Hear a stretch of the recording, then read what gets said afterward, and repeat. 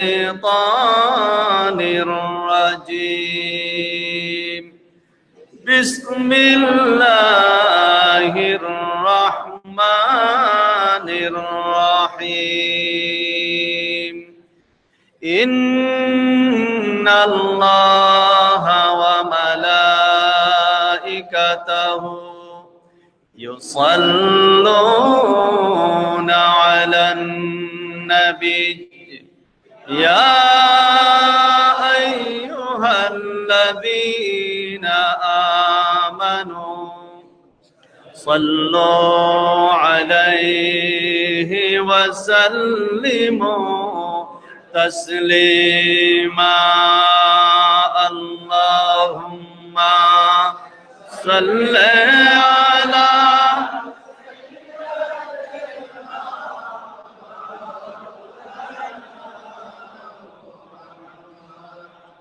وعلى آل سيدنا مولانا میرا اس گلے صحرا بیتا جہاں سر جھکاتے ہیں انبیاء جہاں رحمتوں کا نزول ہے کہ جو عرش حق سے قریب ہے بلغ العلا بکما کشف الدجا حسنت جمیع خصالہ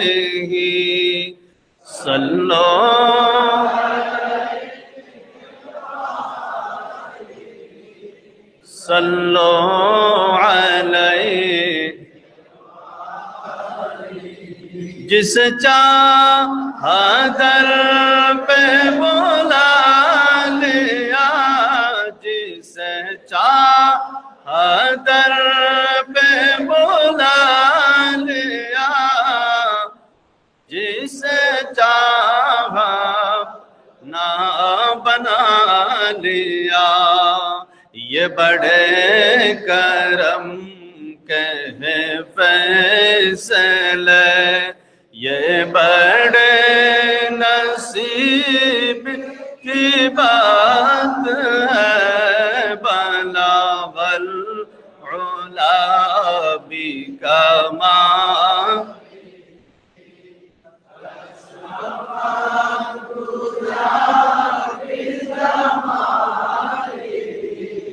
حسنت جمیع خصالہ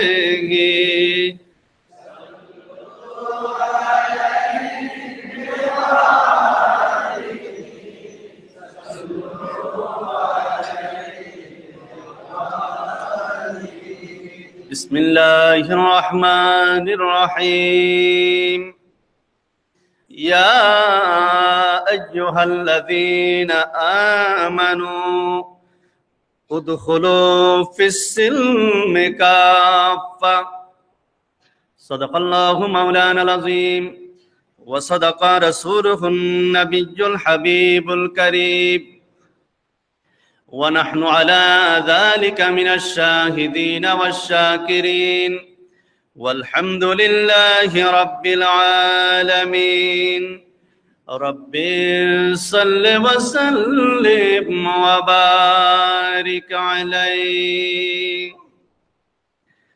تیرے در کا میں گدا ہوں تیرا آستاں سخی ہے تیرے در کا میں غدا ہوں تیرا آستاں سخی ہے میری زندگی کا حاصل تیرے در کی حاضری ہے تیرے در کا میں گدا ہوں तेरा आस्ता सखी है।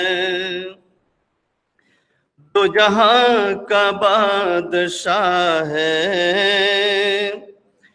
मैं फकीर बेनवा हूँ। तू जहां का बादशाह है, मैं फकीर बेनवा हूँ। मेरी खाली झोली भर दे, तेरी घर में क्या कमी है। तेरे दर का मैं गदा हो, तेरा आस्ता सखी है।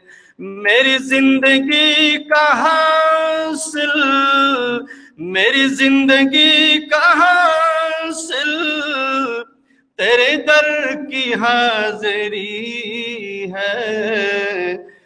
तेरे दर का मैं गदा हूँ, तेरा आस्ता सखी है।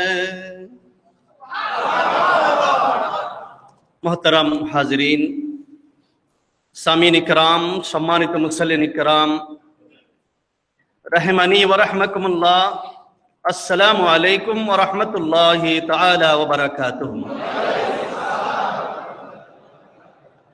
महान रब्बुल आलमीन अहकामुल हाकिमीনের আলিশান দরবারে লাখ কোটি শুকরিয়া আদায় করছি যে রব্বুল আলামিন দয়া মেহেরবানি করে আজকের এই পবিত্র মুহূর্তে পবিত্র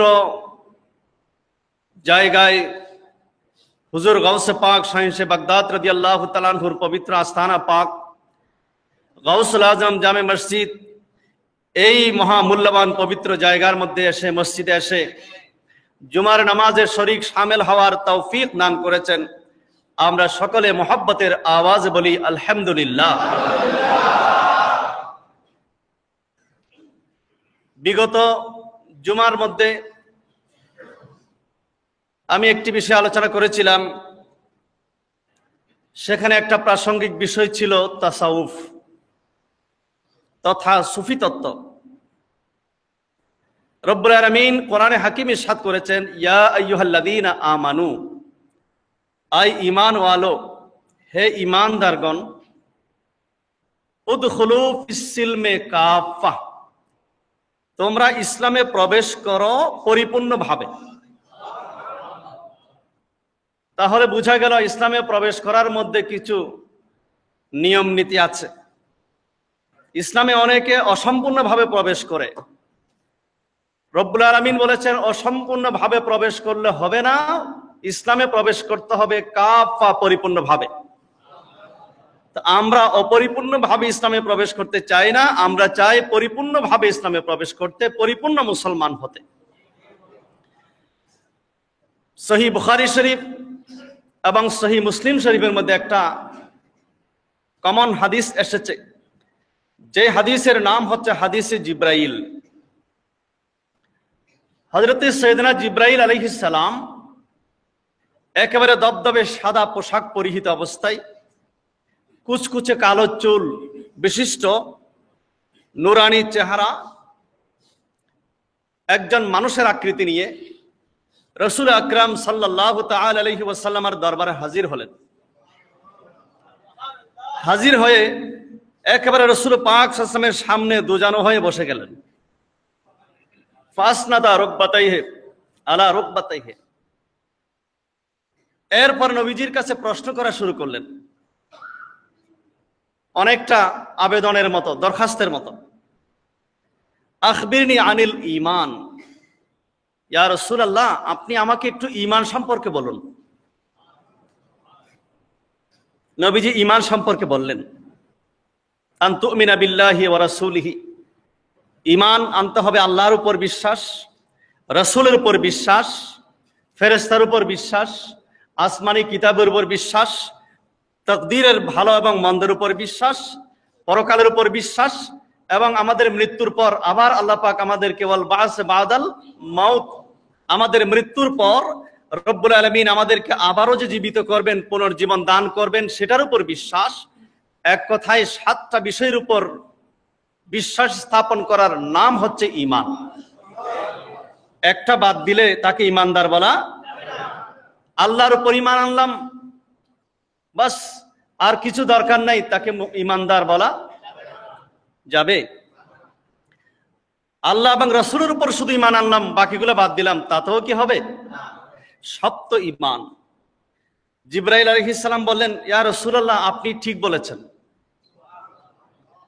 আখবিরনি আনিল ইসলাম, এবার আমাকে একটু ইসলাম সম্পর্কে বলুন। ঈমানের চ্যাপ্টার শেষ হওয়ার পর এবার জানতে চাইলেন কি ব্যাপারে? ইসলাম সম্পর্কে। তাহলে বোঝা গেল শুধু ঈমান এনে বসে থাকলে চলবে না, ইসলামও লাগবে। তখন নবীজি বললেন, ইসলামের যে সমস্ত কার্যক্রম, জাহিরি আমল করার নাম হচ্ছে ইসলাম। আন তুকিমাস সালাত, নামাজ কায়েম করা, যাকাত দেওয়া, হজ করা, রোজা রাখা, এগুলো হচ্ছে ইসলাম। তখন যেগুলো ফরজ হয়েছিল সেগুলোর কথা এসেছে। জিবরাইল আলাইহিস সালাম বললেন, আপনি যা বলেছেন সত্য বলেছেন। দুইটা গেল। এবার জিজ্ঞেস করলেন, আখবিরনি আনিল ইহসান, ঈমান সম্পর্কে জানলাম, ইসলাম সম্পর্কেও জানলাম, ঈমানদার হয়ে গেলাম, মুসলমান হয়ে গেলাম। বলে না, যথেষ্ট না, এখানে আরো একটা গুরুত্বপূর্ণ বিষয় রয়ে গেছে, সেটার নাম হচ্ছে ইহসান। আপনি আমাকে আখবিরনি আনিল ইহসান, ইহসান সম্পর্কে একটু বলুন। এটা সহিহ বুখারী শরীফের হাদিস। তখন নবীজি এক বাক্যে যে উত্তরটা দিয়েছিলেন, ইহসান হচ্ছে আন তা'বুদাল্লাহা কাআন্নাকা তারাহু, এমন ভাবে তুমি নামাজ পড়বে, এমন ভাবে তুমি ইবাদত করবে আল্লাহর, কাআন্নাকা তারাহু, যেন তুমি আল্লাহকে দেখতে পাচ্ছ। ফাইন লাম তাকুন তারাহু ফাইন্নাহু ইয়ারাকা, যদি তুমি নাও দেখো, ইবাদত করার সময় এই কথা বিশ্বাস করো, ইয়াকিন রাখো, যে আল্লাহর জন্য তুমি রুকু করছো, যে আল্লাহর জন্য তুমি সিজদা করছো, সেই রব্বুল আলামিন তোমাকে দেখতে পাচ্ছেন। এটার নাম হচ্ছে ইহসান। এবং সেই ইহসানটাই মূলত তাসাউফ। তাসাউফকে অস্বীকার করার কোনো সুযোগ আছে? তাসাউফকে বাদ দিয়ে ইসলাম এবং ঈমানের কল্পনা করা যাবে? ইসলাম বলবে, কোন ব্যক্তি যদি শরীর পাক, জায়গা পাক, কাপড় পাক, নামাজের সময় হয়েছে, কিবলামুখী হয়েছে, নামাজের যে সমস্ত ফরায়েজ আছে এগুলো যদি পাওয়া যায়, এক ব্যক্তি যদি নামাজ পড়ে, তার নামাজ হয়ে গেছে। ওযু অবস্থায়, পবিত্র অবস্থায় কিবলামুখী হয়ে নামাজে দাঁড়িয়ে গেল, রুকু করলো, সিজদা করলো, বাকি কার্যক্রম সব করলো, নামাজ কিন্তু, এটা ইসলামী শরীয়ত বলছে নামাজ হয়ে গেছে, কিন্তু তরিকত তাসাউফ বলছে নামাজ পরিপূর্ণ হয় নাই। কিরকম পরিপূর্ণ হয় নাই? বলে শুধু বাহ্যিক শরীরকে তুমি আল্লাহর সামনে হাজির করেছো, তোমার অন্তরটা যতক্ষণ হাজির হবে না ততক্ষণ তোমার নামাজ পরিপূর্ণ হবে না। লা সালাতা ইল্লা বিহুজুরিল কলব, হুজুরি কলব ছাড়া নামাজ হবে না। তাহলে বোঝা গেল তরিকত এটা শরীয়তের বিপরীত কিছু নয়, তরিকত এটা শরীয়তকে আরো মজবুত করে। আপনি নামাজ পড়লেন, হয়ে গেল, শুদ্ধ হয়েছে, অশুদ্ধ কেউ বলতে পারবে না। ইসলামী শরীয়তের সমস্ত মুফতি, ফুকাহায়ে কেরাম আপনাকে ফয়সালা দেবে, পবিত্র অবস্থায় কিবলামুখী হয়ে আপনি নামাজ পড়লেন, নামাজ শুদ্ধ হয়ে গেছে। কিন্তু তাসাউফ বলছে তোমার শরীরটা যেভাবে আল্লাহর সামনে হাজির করেছ, তোমার অন্তরটা তুমি হাজির করো। এটার নাম হচ্ছে ইহসান, এটার নাম তাসাউফ। আন তা'বুদাল্লাহা কাআন্নাকা তারাহু, এমন ভাবে তুমি নামাজ পড়ো যেন তুমি আল্লাহকে দেখতে পাচ্ছ। তাসাউফ শব্দের মধ্যে 4টা অক্ষর। তাসাউফ শব্দের মধ্যে কয়টা অক্ষর? 4টা অক্ষর।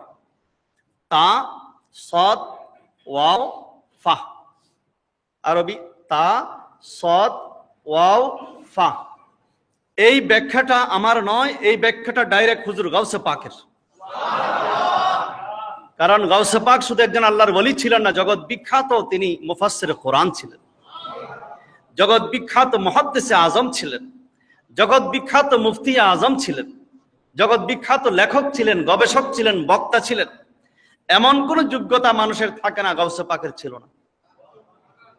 তিনি তাসাউফের ব্যাখ্যা বিশ্লেষণ করেছেন এইভাবে, তাসাউফ শব্দের মধ্যে 4টি অক্ষর, তা তিনি ব্যাখ্যা করেছেন তা অক্ষর থেকে এসেছে তওবা।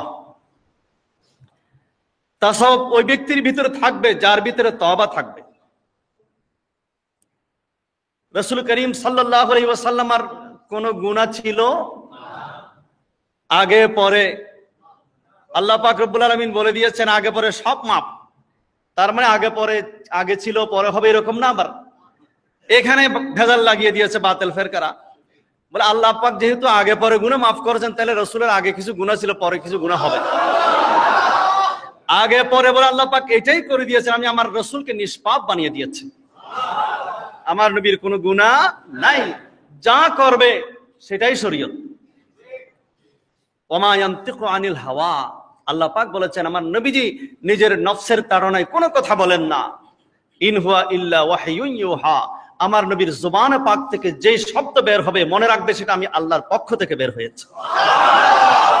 আমার রাসূল যে সমস্ত কাজকর্ম করেছে মনে রাখতে হবে ওই সমস্ত কাজকর্মের পেছনে আমি আল্লাহর সমর্থন রয়েছে। তারপরও নবীজি 100 বার তওবা করতেন, দৈনিক 100 বার আল্লাহর দরবারে ইস্তেগফার করতেন। এটা মূলত আমাদেরকে শিক্ষা দেওয়ার জন্য। নবীজি সাদ করেন বুইস্তু মুআল্লিমান, আমি তোমাদের কাছে মুআল্লিম হিসেবে প্রেরিত হয়েছি। এই পৃথিবীর মধ্যে আমার নবীর কোনো উস্তাদ নাই, কারণ উস্তাদ যদি কেউ থেকে থাকে তাহলে তো উস্তাদ বড় হয়ে যায়। আমার রাসূলের চাইতে বড় পৃথিবীর মধ্যে আর কে আছে? নবীজির একমাত্র উস্তাদ হলেন লা ইলাহা ইল্লাল্লাহ আর রহমান আল্লামাল কোরআন খলাকাল ইনসান আল্লামাহুল বায়ান। গাউস পাক রাদিয়াল্লাহু তাআলা আনহু বলেছেন তা থেকে এসেছে তওবা। সুফি ওই ব্যক্তি হতে পারবে যে ব্যক্তি প্রতিদিন আল্লাহর দরবারে তওবা করে। গাউস পাক আরো ব্যাখ্যা দিয়েছেন তওবা 2 প্রকার, একটা হচ্ছে তওবায়ে জাহিরি আর একটা তওবায়ে বাতিনি। তওবায়ে জাহিরি তওবা মানে হচ্ছে তাওবাতু হিয়া আন নাদামা, কোন গুনাহ হয়ে গেল সাথে সাথে আল্লাহর দরবারে লজ্জিত হওয়া। ব্যাখ্যাটা এইভাবে এসেছে, কোন এক ব্যক্তি ওটের উপর আরোহণ করে কোথাও যাচ্ছে সফরে, মাঝখানে ওট থেকে নেমে একটু বিশ্রাম করতে গিয়ে দেখে হঠাৎ করে ওটটা উধাও হয়ে গেল। ডানে বামে সামনে পিছনে কোনো আর কিছু নাই, সেখানে কোনো দোকান নাই, পাট নাই, খাওয়ার মতো কোনো জায়গা নাই, পানি নেই, খাবার নেই। শত শত মাইল মরুভূমির মাঝখানে যদি একমাত্র বাহন ওটটা হারিয়ে যায়, ওই ব্যক্তি কেমন অসহায় অবস্থায় থাকে। হঠাৎ করে যদি ওটটা আবার ফিরে আসে, সেই ব্যক্তি যত না খুশি হয়। আল্লাহ পাক রব্বুল আলামিন এইভাবে উদাহরণ দিয়ে বলেছেন যে একজন ওট হারানো ব্যক্তি ওট ফিরে পাওয়ার পর যেভাবে খুশি হয়, আমার বান্দা যখন গুনাহ করার পর আমার কাছে লজ্জিত হয়ে ফিরে আসে, আমি আল্লাহ তার চাইতে বেশি খুশি হই। আমরা মানুষ হিসেবে আমাদের ভুল হতে, ঠিক কিনা? ইনসান, আমাদেরকে বলা হয় ইনসান। আল ইনসানু মুরাক্কাবুন মিনাল খাতাই ওয়ান নিসিয়ান। ইনসান বলা হয় ওই সত্তাকে যার ভিতরে ভুলও থাকবে ত্রুটিও থাকবে। এই জন্য মানুষের আর করতে হচ্ছে ভুলে যাওয়া। আমরা ভুলে যাই বলে আমরা মানুষ। ইনসানের আর করতে হচ্ছে ভুল করা। আমরা মানুষ বলেই ভুল করি। এই জন্য কোন আল্লাহর বান্দারা বলেছেন আল্লাহ আমরা যদি ভুল না করি, আমরা যদি গুনাহ না করি, আপনি কাদেরকে ক্ষমা করবেন? আমরা গুনাহ করি বলেই তো আপনি ক্ষমা করেন, আর ক্ষমা করেন বলেই তো আপনি গফফার। কারণ আপনার নামের মধ্যে একটা গুণবাচক নাম হচ্ছে গফফার, ক্ষমাশীল, ক্ষমাকারী। তো বান্দা যদি গুনাহই না করে, আপনার এই নামটা তো বেকার হয়ে যাবে। এই জন্য আমরা গুনাহ করেছি, গুনাহ করে আপনার দরবারে এসে ক্ষমা চাচ্ছি, আপনি মেহেরবানি করে আমাদেরকে ক্ষমা করে দিন। রব্বুল আলামিন আমাদেরকে ক্ষমা চাওয়ার শিক্ষা দিতে দিতে একেবারে এতটুকু শিখিয়েছেন, আমার বান্দারা তোমরা যদি তোমাদের গুনাহ মাফ করাতে চাও, সহজ পদ্ধতি হচ্ছে তোমরা তো গুনাহ করার পর বুঝতে পেরে লজ্জিত হয়ে অনুতপ্ত হয়ে আমার রাসূলের দরবারে চলে আসো। ওয়ালাউ আন্নাহুম ইয যালামু আনফুসাহুম জাউকা ফাস্তাগফিরুল্লাহ ওয়াস্তাগফারা লাহুমুর রাসূল লাওয়াজাদুল্লাহ তাওয়াবার রহিমা। ইয়া রাসূলুল্লাহ, আমার বান্দারা যখন অপরাধ করে, আমার বান্দারা যখন পাপ করে, বুঝতে পেরে লজ্জিত হয়ে অনুতপ্ত হয়ে আপনার দরবারে চলে আসে আপনাকে ওসিলা ধরার জন্য। আপনার কাছে এসে যখন ফাস্তাগফিরুল্লাহ, আল্লাহর কাছে ক্ষমা চাই, ওয়াস্তাগফারা লাহুমুর রাসূল, আপনি রাসূল যদি তাদের পক্ষ হয়ে ক্ষমা প্রার্থনা করেন আর তাদের জন্য যদি আপনি রাসূল সুপারিশ করেন, লাওয়াজাদুল্লাহ তাওয়াবার রহিমা, আমার বান্দাদের জন্য একটা সুসংবাদ, তারা অবশ্যই অবশ্যই আমাকে ক্ষমাশীল হিসেবে পেয়ে যাবে। সুবহানাল্লাহ। আল্লাহ পাক এখানে ওসিলার শিক্ষা দিয়ে দিয়েছেন যে ক্ষমা নেওয়ার জন্য একটা ওসিলা তোমাদেরকে আমি দিয়েছি। সবচাইতে বড় ওসিলা হলো আমার প্রিয় হাবিব রাসূল আকরাম নূরে মুজাসসাম হুজুরে নবী মুহাম্মদুর রাসূলুল্লাহ সাল্লাল্লাহু তাআলা আলাইহি ওয়াসাল্লাম। জোরে বলুন সুবহানাল্লাহ। তাহলে তওবা কয় প্রকার হয়ে গেল? দুই প্রকার, একটা তওবায়ে জাহিরি আর একটা তওবায়ে বাতিনি। তওবায়ে জাহিরি হলো আমার হাত দিয়ে যদি কোনো গুনাহ হয়, আমি সেই হাতটা মনে মনে শুধু তওবা করলাম, হাতটা কিন্তু চালু রাখলাম। এই হাত দিয়ে আমি গুনাহ করে যাচ্ছি, এদিকে আবার তওবা করছি, হবে না। হাতটাকে বিরত রাখতে হবে। আমার চক্ষু দিয়ে গুনার কাজ হয়, আমি চক্ষুটাকে বিরত রাখতে হবে। এক কথায় যেই সমস্ত জাহিরি অঙ্গ প্রত্যঙ্গ দ্বারা গুনাহ হতে পারে, সেই সমস্ত অঙ্গ প্রত্যঙ্গকে নিয়ন্ত্রণ করার নাম হচ্ছে তওবায়ে জাহিরি। আর আসল তওবা হচ্ছে তওবায়ে বাতিনি, সেটা অন্তর থেকে, নিজ অন্তর ভিতর থেকে সত্যিকার অর্থে তওবা করা। একটা হচ্ছে মুখে মুখে তওবা করা মানুষকে দেখানোর জন্য, অথবা সাময়িকভাবে তওবা করে নিলাম কিন্তু পরবর্তীতে সুযোগ পেলে আবারও করব, এটার নাম তওবা হতে পারে না। এটা আল্লাহর সাথে একটা প্রতারণা হবে। দুই নম্বর হলো তওবায়ে বাতিনি, তওবায়ে কলবি যাকে বলা হয়। অন্তরের ভিতর থেকে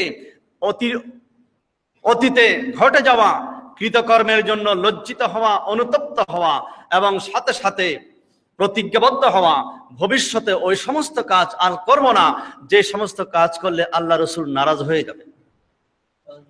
তাহলে তওবায়ে জাহিরি, তওবায়ে বাতিনি যাদের ভিতরে থাকবে তাদেরকে বলা হয় তাসাউফপন্থী এবং সুফি। দুই নম্বর অক্ষর হচ্ছে সদ। সদ থেকে আসছে সাফাউল কলব। সাফা মানে হচ্ছে পরিষ্কার, সাফা মানে পরিষ্কার। সুফি তারাই হবে যাদের অন্তর সবসময় পরিষ্কার পরিচ্ছন্ন থাকবে। অন্তরকে আরবিতে বলা হয় কলব। সহিহ বুখারী শরীফের মধ্যে আরেকটা হাদিস এসেছে, ইন্না ফিল জাসাদে লামুদগাতান ফাইজা সালুহাত সালুহাল জাসাদু কুল্লুহু ওয়া ইজা ফাসাদাত ফাসাদাল জাসাদু কুল্লুহু আলা ওয়াহিয়াল কলব। নবীজি সাদ করেছেন প্রত্যেক মানব দেহে একটা গোশতের টুকরা আছে, ওই গোশতের টুকরোটা পরিষ্কার থাকলে তার সমস্ত দেহ ঠিক। আর সেই গোশতের টুকরা যদি নষ্ট হয়ে যায়, সেখানে যদি দাগ পড়ে যায়, সেটা যদি বরবাদ হয়ে যায়, তার সমস্ত বডিটাই বরবাদ। নবীজি বলেন আলা ওয়াহিয়াল কলব, সেটার নাম হচ্ছে কলব। আমাদের প্রত্যেকের ভিতরে একটা কলব আছে। তো ওই কলবটাকে পরিষ্কার করার যারা করতে পারবে তাদেরকেই বলা হয় সুফি। মানুষ, সাধারণ মানুষ এবং সুফিরা একরকম নয়। সুফিদের ক্লাসটা কিন্তু অনেক উপরে। আমরা সাধারণ মানুষ, যারা সুফি তাদের স্তর, তাদের মর্যাদা, তাদের পজিশন অনেক উপরে।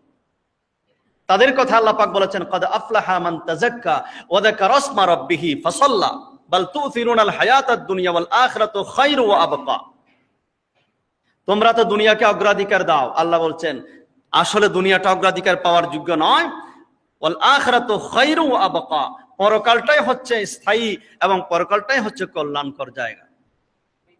যারা সুফি তারা কলবটাকে কোন অবস্থায় অপরিষ্কার হতে দেয় না। কোনো কারণে যদি অপরিষ্কার হয়ে যায় তখন তারা পরিষ্কারের চিকিৎসা করে নেন। সেই চিকিৎসা হাদিসে পাকের মধ্যে এসেছে, বান্দার অন্তরের কলবের মধ্যে যখন একটা দাগ পড়ে, কালো দাগ, একটা, দুইটা, তিনটা, চারটা, তখন সেই কালো দাগটা পরিষ্কার করার একটা মেডিসিন আল্লাহ পাক দিয়েছেন, সেটার নাম হচ্ছে আল্লাহর জিকির। আলা বিযিকরিল্লাহি তাতমাইন্নুল কুলুব। এই জন্য যারা সুফি হয় তারা আল্লাহর জিকির করেন।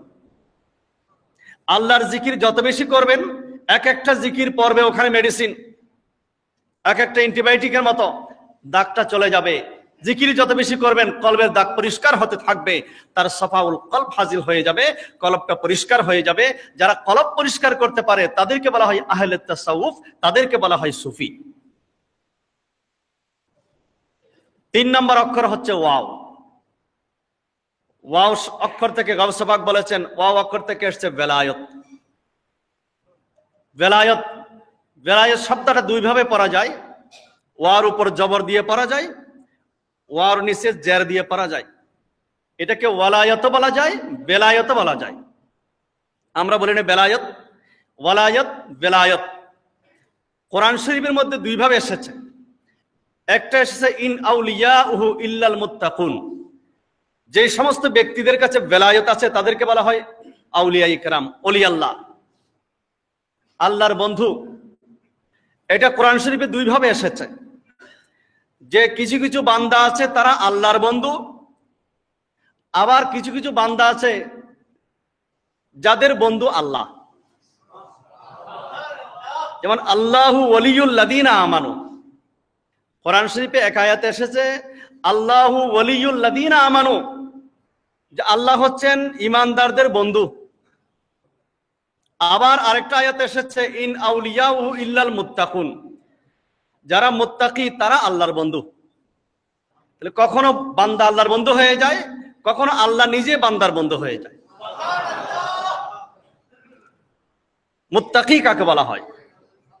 মুত্তাকি বলা হয় যারা দুনিয়ার মধ্যে আল্লাহ ছাড়া দুনিয়ার কাউকে ভয় পায় না, একমাত্র আল্লাহকে ভয় পায়। বলুন না সুবহানাল্লাহ। যারা কাকে ভয় পায়? একমাত্র আল্লাহকে ভয় পায়। যারা আল্লাহকে সত্যিকার অর্থে ভয় পায়, দুনিয়ার কিছুতে তাদের কোনো চিন্তা নাই। হযরত ওয়াইস কারনী রাদিয়াল্লাহু তাআলা আনহু, তিনি পাহাড়ে জঙ্গলে চলাফেরা করতেন। এক আল্লাহর বান্দা হযরত ওয়াইস কারনী রাদিয়াল্লাহু তাআলা আনহুকে দেখতে গেলেন। দেখতে গিয়ে তিনি দেখেন হযরত ওয়াইস কারনী রাদিয়াল্লাহু তাআলা আনহু বসে বসে আল্লাহর জিকির করছেন। আর ওনার যে সমস্ত বকরি ছিল, ছাগল বকরি, ওই সমস্ত বকরিগুলা পাহাড়ের মধ্যে আপন গতিতে চড়ছে, এবং সেই বকরিগুলোকে পাহারা দেওয়ার জন্য একটা নেকড়ে বাঘ বসে আছে। নেকড়ে বাঘ তার বকরি ছাগলকে পাহারা দিচ্ছে। হযরত ওয়াইস কারনী রাদিয়াল্লাহু তাআলা আনহু জিকির আজকার শেষ করে তাকালেন, এক ভদ্রলোক দাঁড়িয়ে আছেন। তিনি সালাম দিলেন, সালামের উত্তর দিয়ে বললেন, ভাই আপনি কি জন্য এসেছেন? বলে, আমি কি জন্য এসেছি এটা পরে বলবো, আপনি মেহেরবানি করে আমাকে বলুন, এই মাসালাটা আমাকে একটু হল করে দেন, এটা আমি বুঝলাম না। যেখানে নেকড়ে বাঘের আক্রমণ থেকে আমরা গরু, ছাগল, ভেড়া, দুব্বাকে পাহারা দেই, নিজেরাই পাহারাদার থাকি, আজকে দেখলাম সম্পূর্ণ ব্যতিক্রম, যে আপনি জিকির আজকারে ব্যস্ত, নামাজের মধ্যে ব্যস্ত। যেই নেকড়ে বাঘ আপনার বকরিকে খাইতে এসেছে, সেই নেকড়ে বাঘ নিজেই বকরিগুলো পাহারা দিচ্ছে। হযরত ওয়াইস কারনী রাদিয়াল্লাহু তাআলা আনহু বলেন যে যদি আপনি আল্লাহর হয়ে যেতে পারেন, আপনার যাবতীয় কার্যক্রমের দায় দায়িত্ব, যাবতীয় ইবাদত বান্দেগী, যাবতীয় সামাজিক বিষয়, যাবতীয় পারিবারিক দায়িত্ব, সবকিছুর দায়িত্ব, জিম্মাদারি স্বয়ং আল্লাহ নিজে গ্রহণ করবেন। যদি আপনি আল্লাহর হয়ে যেতে পারেন। আমি এসেছি এখানে আমার এই ছাগল ভেড়াগুলো চড়ানোর জন্য, আমি সেগুলো যদি পাহারা দিয়ে থাকতাম, আমার এই পাহারাই শুধু হতো, আল্লাহর জিকির হতো না। কিন্তু আমি আল্লাহর উপর ভরসা রেখে যখন আল্লাহর দরবারে সবকিছু সুপর্দ করে দিলাম, এতে করে আমার দুটা হয়ে গেল, একদিকে আল্লাহর জিকির, আল্লাহর ইবাদতও হয়ে গেল, আরেকদিকে আমার বকরিগুলো পাহারাও হয়ে গেল। মান কানা লিল্লাহি কানাল্লাহু লাহু, যে ব্যক্তি আল্লাহর জন্য হতে পারে, দুনিয়ার সবকিছু তার জন্য হয়ে যায়। হযরত ওমর ফারুক আজম রাদিয়াল্লাহু তাআলা আনহুর যুগে মরুভূমির মাঝখানে আসছিলেন। ওদিক থেকে এক যুবক হাতের মধ্যে মদের পেয়ালা, যেই মাত্র খলিফাতুল মুসলিমিনকে দেখলো, যুবক থরথর করে কাঁপতে লাগলো। খলিফাতুল মুসলিমিন আমার সামনে পড়ে গেল, তরবারি থেকে বাঁচার উপায় নেই, ওই মুহূর্তে আর কেউ নেই। সাথে সাথে সেই তওবা করলো, আল্লাহ আমি আজকে এই খলিফাতুল মুসলিমিনের শাস্তি থেকে আমি যদি আজকে বেঁচে যেতে পারি, তাহলে আর জীবনে যতদিন বেঁচে থাকবো কোনোদিন আর মদ পান করবো না, আমি এই মুহূর্তে তওবা করলাম। আপনি ওখানে বসান না, এদিকে আসা কি দরকার? তো এইভাবে মাঝখানে আসাটা আমরা নিষেধ করেছি বারবার করে। কাউকে দিয়ে পাঠিয়ে দেবেন নামাজের পরে, বসেন ওখানে বসেন। আল্লাহুম্মা সাল্লি আলা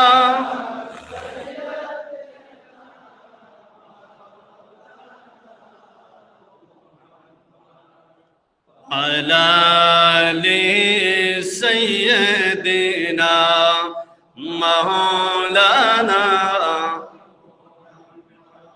ইয়া রাসূলাল্লাহ হাবিবে খালিক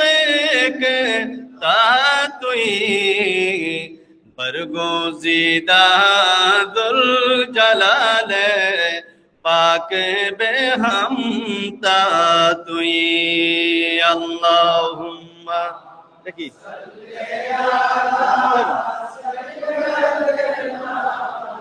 মাওলানা মুহাম্মদ ওয়া আলা আলি সাইয়্যিদিনা।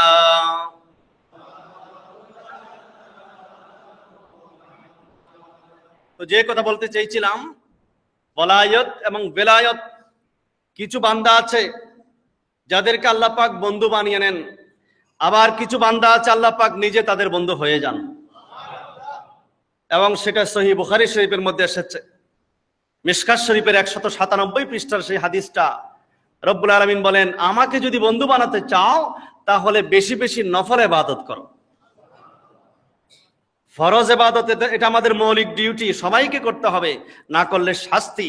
ফরজ ইবাদতের মাধ্যমে আল্লাহকে পাওয়া যায়, কিন্তু আল্লাহর নৈকট্য, একান্ত নৈকট্য হাসিল করার জন্য যেটা দরকার সেটার নাম হচ্ছে নফল ইবাদত করা। ওমা ইয়াজালু আবদি ইলাইয়া ইয়াতাকাররাবু ইলাইয়া বিন নওয়াফিল হাত্তা উহিব্বা। আল্লাহ বলেন, আমার বান্দারা যখন নফল ইবাদত বান্দেগি করে, যেটা সুফিরা করে থাকে, সুফিদের অন্যতম কাজ হলো 5 ওয়াক্ত নামাজের পর 5 ওয়াক্ত নামাজটা করার সাথে সাথে এরপর তারা বিভিন্ন ধরনের নফল ইবাদতের মধ্যে মশগুল হয়ে যায়। কখনো আওয়াবিনের নামাজ, কখনো সালাতুদ দুহা, কখনো সালাতুত তাসবিহ, কখনো জিকির, কখনো দরুদ শরীফ, কখনো এইভাবে বিভিন্ন ধরনের ইবাদত বান্দেগীর মধ্যে তারা জীবন যাপন করে থাকেন। এদেরকে বলা হয় সুফি। আল্লাহ পাক রব্বুল আলামিন বলেন, এরাই আমি আল্লাহর কাছে আসতে আসতে একটা পর্যায়ে হাত্তা উহিব্বা ওয়া ফি রাওয়ায়াতিন হাত্তা আহবাবতুহু, একটা পর্যায়ে আমি আল্লাহ নিজেই তাদেরকে মহব্বত করি। আমি যাদেরকে মহব্বত করি, পৃথিবীর শাসন ক্ষমতা আমি তাদের হাতে দিয়ে দেই। এই জন্য তাদের বেলায়েতের পাওয়ার সারা পৃথিবীর মধ্যে চলে। তারা যখন যাকে যেটা বলে সেটা হয়ে যায়। খলিফাতুল মুসলিমিন হযরত ওমর ইবনুল খাত্তাব রাদিয়াল্লাহু তাআলা আনহুর কথা আমরা জানি। মিশরের নীল নদের পানি যখন শুকিয়ে গিয়েছিল, মিশরের মধ্যে যখন দুর্ভিক্ষ দেখা দিয়েছিল, না খেয়ে মানুষ মারা যাচ্ছে, সবাই মিলে স্থানীয় নেতৃবর্গ, লোকজন সবাই মিলেমিশে হযরত ওমর ইবনুল খাত্তাব রাদিয়াল্লাহু তাআলা আনহুর দরবারে এসে আবেদন করলেন, হুজুর, আমরা তো না খেয়ে মরে যাচ্ছি, অভাবের মধ্যে মিশর এর পানি বন্ধ হয়ে গেছে। খলিফাতুল মুসলিমিন ওমর ইবনুল খাত্তাব রাদিয়াল্লাহু তাআলা আনহু তাদেরকে বলেন, একটু বসো, আমি একটা চিঠি লিখে দিচ্ছি। বলে, কার কাছে চিঠি লিখবেন? বলে, আমি নীল নদের কাছে চিঠি লিখব। কোন মানুষের কাছে নয়। কার কাছে? নীল নদের কাছে। ঢাকা বুড়িগঙ্গা নদীর কাছে চিঠি লিখলে কি শুনবে আপনার কথা, আমার কথা? মেয়রের কথা শুনবে? প্রধানমন্ত্রী, প্রেসিডেন্টের কথা বুড়িগঙ্গা নদী শুনবে? কিন্তু নীল নদের কাছে চিঠি দিচ্ছেন খলিফাতুল মুসলিমিন হযরত ওমর ইবনুল খাত্তাব রাদিয়াল্লাহু তাআলা আনহু। কারণ আল্লাহ পাক বলেছেন, আমি তো তাদেরকে সবকিছুর শাসন ক্ষমতা তাদের হাতে দিয়ে দিয়েছি। চিঠি লিখলেন, হে নীল নদ, আমি ওমর যদি পৃথিবীর মধ্যে ন্যায় বিচার কায়েম করে থাকি, আমার সেই ন্যায় বিচারের দোহাই দিয়ে বলছি, আমার চিঠি পাওয়ার সাথে সাথে তুমি পানি ছেড়ে দাও।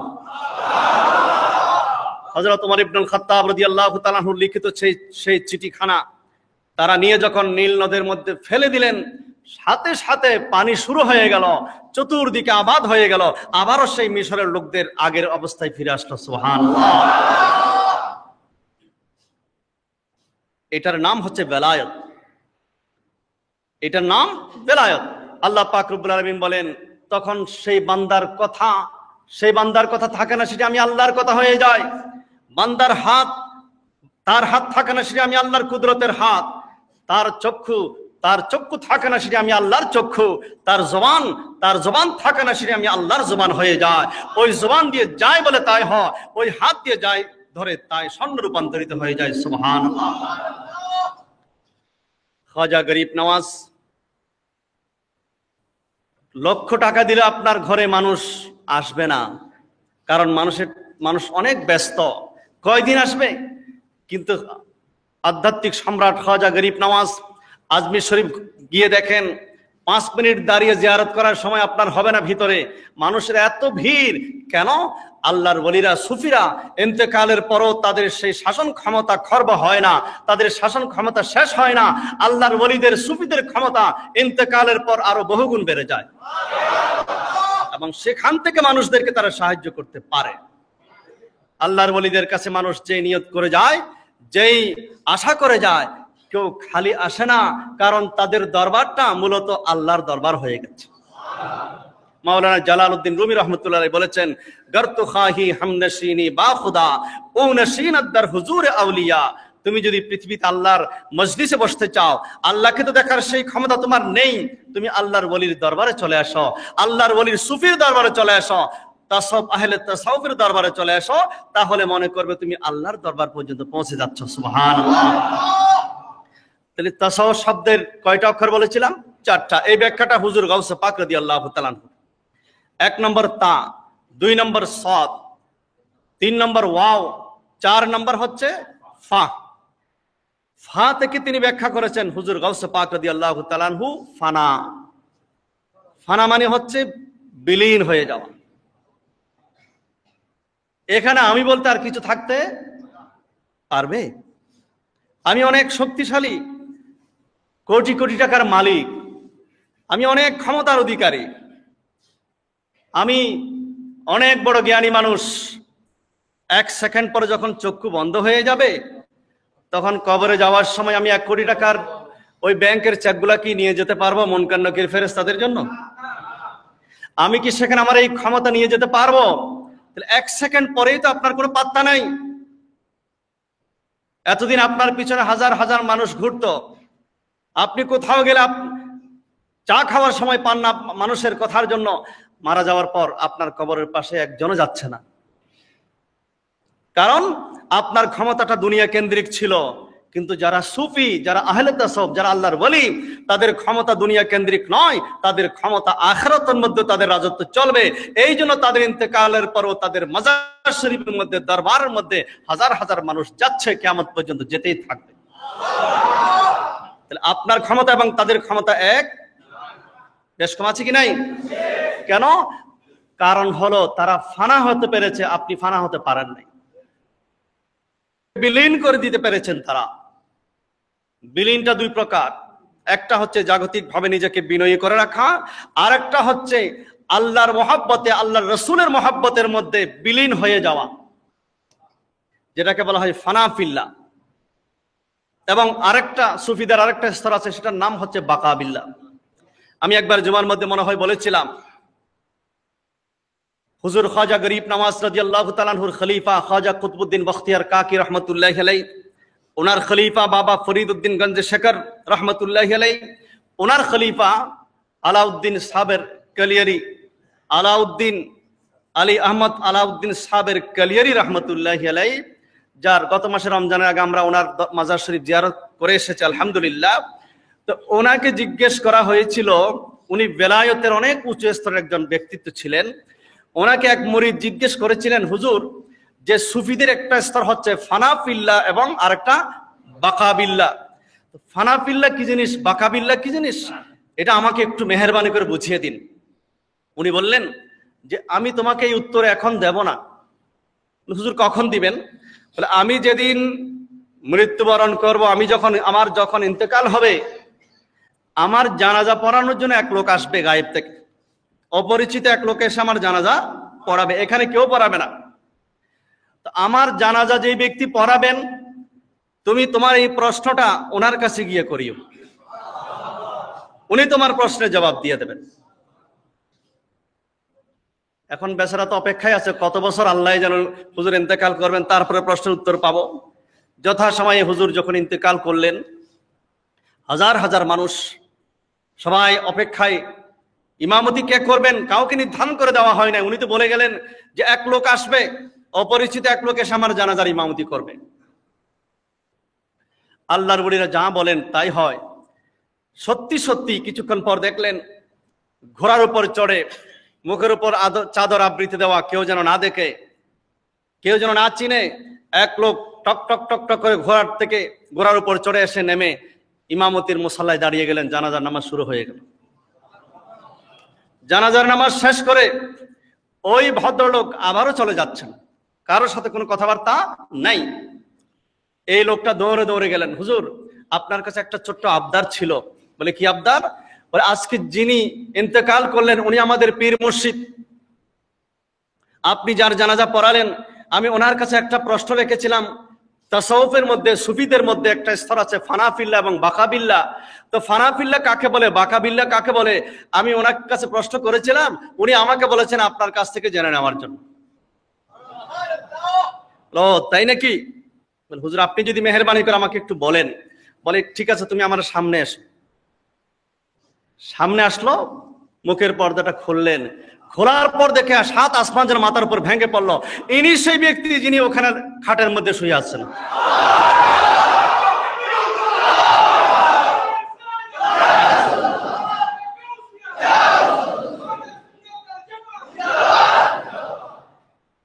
এটা আমাদের আপনাদের সাধারণ মানুষের দ্বারা সম্ভব নয়, এবং এটা সাধারণ বিবেক দিয়ে বুঝে আসবে না।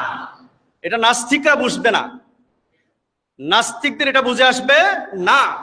আবার ইসলাম নামধারী কতগুলো নাস্তিক আছে না, যেগুলো বাতিল ফেরকা, সালাফি, ওয়াহাবি, তাবলিগি, মওদুদি, এই সমস্ত ইসলাম বিরোধী, আহলে সুন্নাত ওয়াল জামাত বিরোধী যে সমস্ত আকীদাপন্থী আছে, ওদের এগুলো বুঝে আসবে না, কারণ তারা তো তাসাউফেই মানে না। অথচ তাসাউফের ভিত্তি কোরআনের মধ্যে আছে এবং সহিহ হাদিসের মধ্যে। আমি এতক্ষণ যেগুলো কোরআনের আয়াত এবং সহিহ হাদিস বলে গেলাম, এরকম আরো অসংখ্য দলিল আছে। এই স্বল্প সময়ে হয়তো সবকিছু বলা সম্ভব নয়, কিন্তু তাসাউফকে বাদ দিয়ে ইসলাম কল্পনা করা যাবে না। এখন তাসাউফকে বাদ দিয়ে, সুফি তত্ত্বকে বাদ দিয়ে যারা ইসলাম প্রতিষ্ঠিত করতে চায়, তারা অন্য কিছু করতে পারবে, ইসলাম প্রতিষ্ঠিত করতে পারবে না। কিন্তু আমরা যারা সুন্নি মুসলমান, আহলে সুন্নাত ওয়াল জামাতের অনুসারী, আমরা ঈমান, ইসলাম, ইহসান, এই সব কিছুর সমন্বয়ে আমরা মনে করি ইসলাম। সবকিছু সমন্বয়ে একজন ব্যক্তি মুসলমান এবং ইমানদার হবে। পরিপূর্ণ ইমানদার হওয়ার জন্য তাকে ইমানও মানতে হবে, ইসলামও মানতে হবে, ইহসানও মানতে হবে। গাউস পাক রাদিয়াল্লাহু তাআলা আনহু বললেন, তাসাউফের চতুর্থ অক্ষর ফা থেকে এসেছে ফানা। এই আল্লাহর বান্দা যখন ফানা হয়ে যেতে পারবে তখন সেই সুফি হতে পারবে। আর যখন সুফি হয়ে যাবে, ফানা ফিল্লার দরজা যখন তাই করে ফেলবে, তখন সেই বাকাবিল্লার স্তরে চলে যাচ্ছে।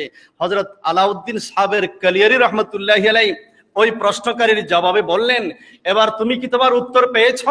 হুজুর আমি তো কিছুটা পেয়েছি, বাকিটা একটু পরিষ্কার করে দিলে ভালো হয়।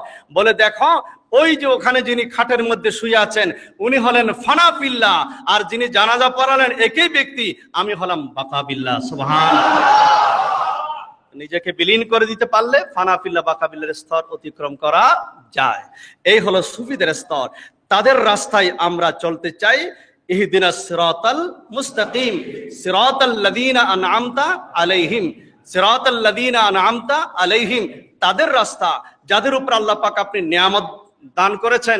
নিয়ামত প্রাপ্ত বান্দাকে আল্লাহ পাক 4 ভাগে ভাগ করেছেন, মিনান নবিয়্যিন ওয়াস সিদ্দীকিন ওয়াস শুহাদা ওয়াস সালিহিন। এই সুফিরা হচ্ছেন সেই নিয়ামত প্রাপ্ত বান্দা। আমরা সেই নিয়ামত প্রাপ্ত বান্দাদের অনুকরণ করতে চাই।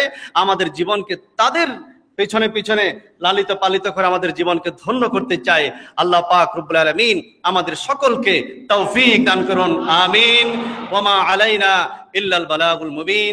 আসসালামু আলাইকুম ওয়া রাহমাতুল্লাহি তাআলা ওয়া বারাকাতুহু। দাঁড়িয়ে কাতার সোজা করে নিন, সামনের দিকে চলে আসুন। যারা সুন্নাত পড়েননি 4 রাকাত সুন্নাত আদায় করুন। পিছনে যারা জায়গা পাচ্ছেন না, দ্বিতীয় তলায় চলে যেতে পারবেন এবং তৃতীয় তলায়ও যেতে পারবেন।